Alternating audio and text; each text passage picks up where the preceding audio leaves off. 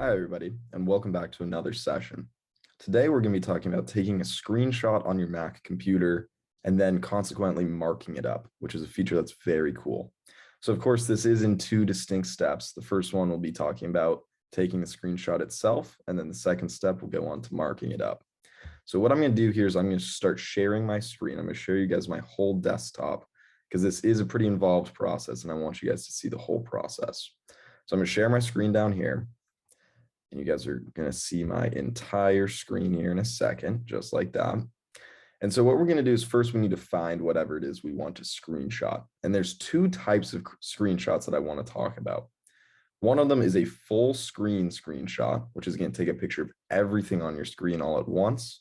And a second is a partial screenshot, which is only going to take a selection that you choose of the screen. Now, big screenshots, the ones that take the entire full screen, are very helpful sometimes because they're easier. All you have to do is press a series of buttons and it's going to automatically take it for you.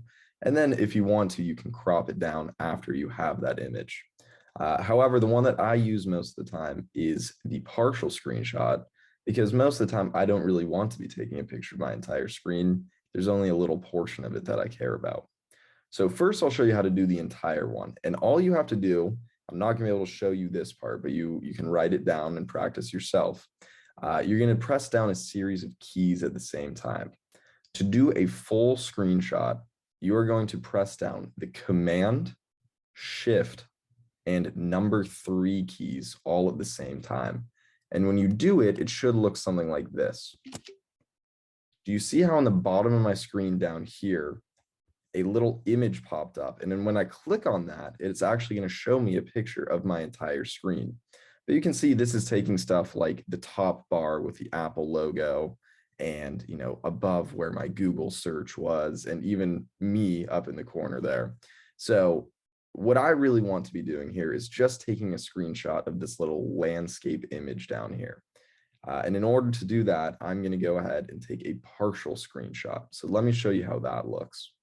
What I'm going to do this time, it's almost the exact same process. I'm going to press down the Command, Shift, and number 4 keys all at once. And what I want you guys to look at, I don't know if you can see my cursor here. My cursor has gone from the standard cursor image to what looks like almost this little target or bullseye with numbers next to it. And so what I'm going to do, this is actually going to allow me to select the part of the screen that I want to take a screenshot of. So what I'm going to do here is I'm going to start in the top left corner of whatever it is I want to screenshot. And you can only screenshot in rectangles. So let's say I want to take this image right here. I'm just going to start up here in the top corner. And while holding down, I'm clicking and dragging here.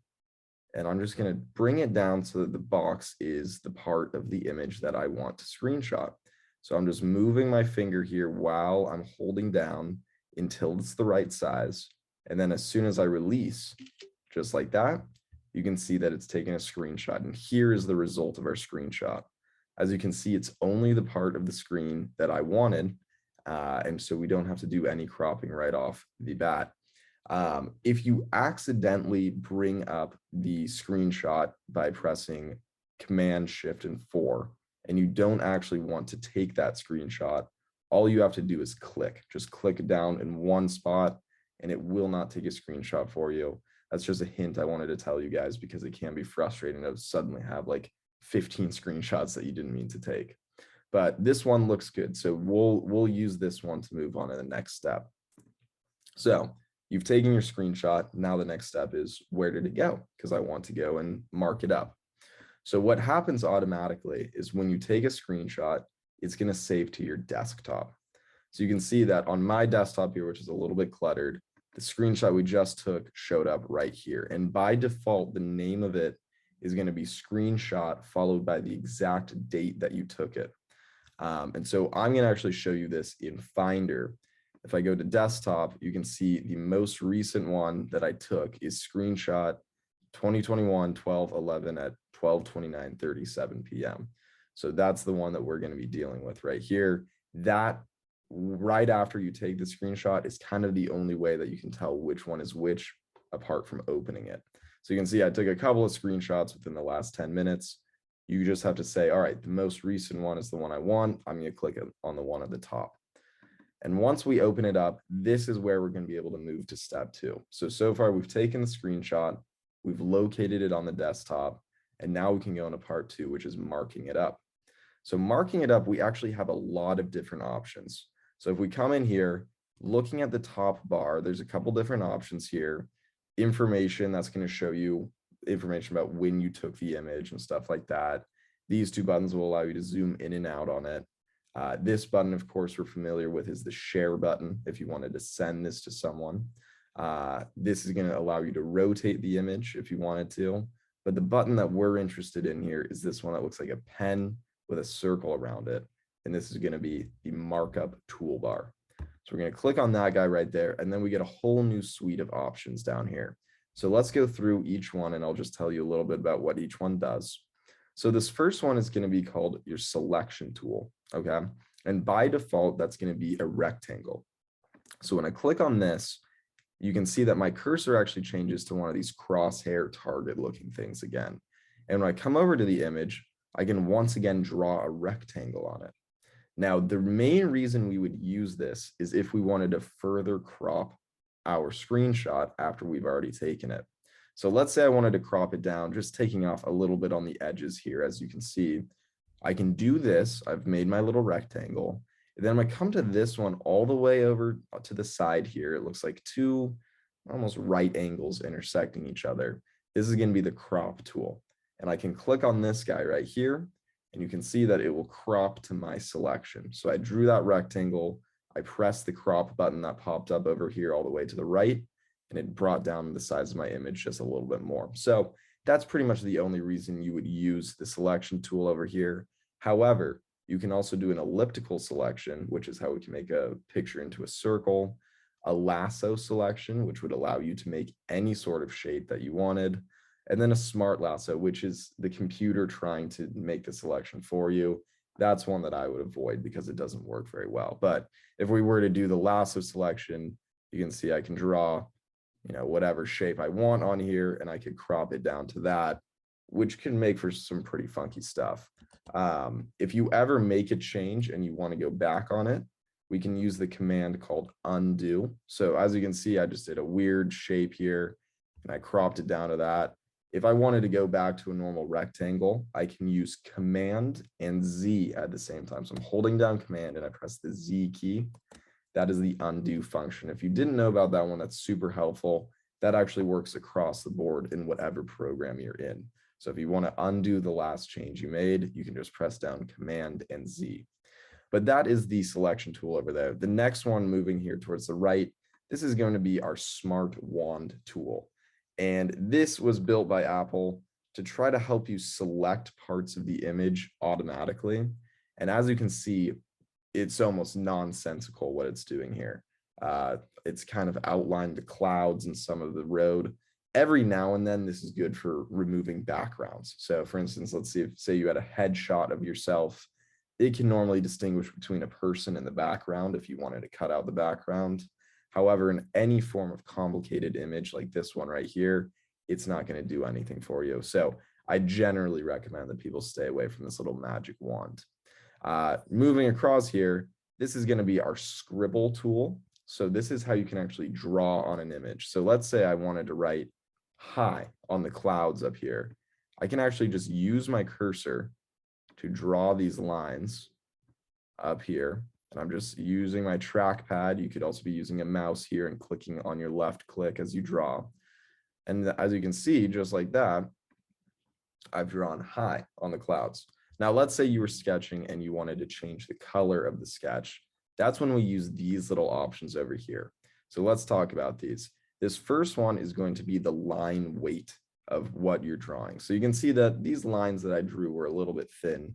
Let's say I wanted to make a thicker line. I can move it to this one right here. And then when I draw, you can see it's a lot thicker. And you can just change that. You can make it thinner again if you wanted. That's all options. This next one right here is actually going to be the color of your ink that you're drawing with. So if we were to click on this guy, I could change the color to white if I wanted to. And I could do some more drawing over here. And then this is going to be your fill color right here at the end. So this is if you have a shape, which we'll talk about in a second. And I actually just drew a shape on the screen there. This is what it's going to fill in that shape with. So these are going to be your options for essentially coloring the outside and inside of whatever markup you're doing on the screen. And then you can change over to this one, which just makes it a little bit thicker as well. So those two are essentially the same thing, but just changing the line weight. The next option over here is going to be shapes, and shapes can be really cool. If we click on that, it's actually going to allow us to insert a shape of some sort. Most of the time, we'd probably be doing either a rectangle or a circle. However, you can also do a fun little chat box if you wanted to add some dialogue, or also very helpful can be arrows. So let's try an arrow, for example. I can draw in, oops, I need to move over here. I can bring in this arrow. I can change its weight so it's a little bit thicker.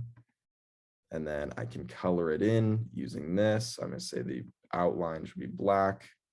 It should be filled in with black as well. And there you go. I just made a little arrow on the screen, which then you can move around. You can use these little buttons right here to change the rotation of it. So let's say I wanted to point at this little post in the ground over here. I can just drag it right there. Extend it a little bit by dragging these out. I can even make it a curve by grabbing onto this little green spot right here.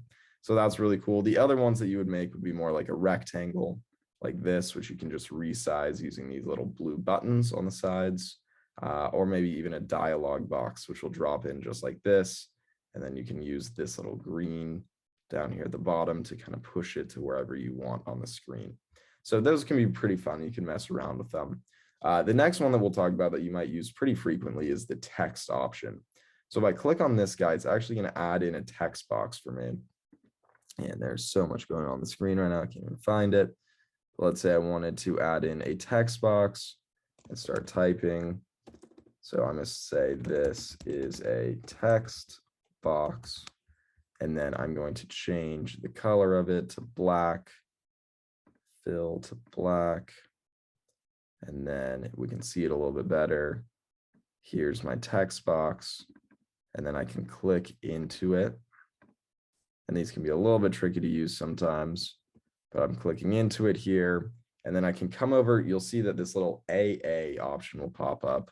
This is going to help me change the color and sizing of the text. So I'm going to change the color of the text to white. I'm going to change the size of it to 25 so we can see it, and then click out of it. And then we can move this guy around anywhere onto the image. So that's a text box, and that can be very helpful. So again, all you have to do is press on the text box, start typing your text. This is text. And then you can change things like the background color, the fill color. And then of course, by clicking on this AA over here, you can change the font style, color, and size, as well as making it bolder, underlined, anything you want to do. So that's that. And that one actually is probably going to be one of the most helpful markup tools. The next one over here is sign. So sign can be super helpful if you're dealing with documents. This can actually be used similar to like a DocuSign, which you might have been sent in the past. So what you can do is you can actually come in here, you can click on the signature, and using your trackpad, you can actually sign your name onto the computer itself. Now, this is a little bit tricky, so I'm going to try to do my signature here. You can see that didn't look fantastic, but it is my signature, could potentially hold up in court. So here's my signature that I just dropped in here. I press done like this. And then what I can do is anytime I need to drop a signature into a document, now all I have to do is come up here to signature, click on this signature, and it will actually automatically add that signature into the document. There's so much going on here that you can't really see it, but my signature is actually back here. I'll move it up to the cloud so you can see it. So there's my signature, it just dropped it in. I could resize it. Let's pretend that this cloud line right here was where I needed to place my signature. I can just drag it right down there and leave it there. And then when you save the document, it will actually have your signature in there. So that can be super helpful for dealing with documents. And then moving over here, these are going to be tools you'll probably use less. So this one is going to be adjusting the color. This will be actually editing the image that you've taken. If you click on that, it's all these complicated things. Even I don't really know how to use this, but feel free to play around with it. And then this one right here is going to be a different one for adjusting the size of the image.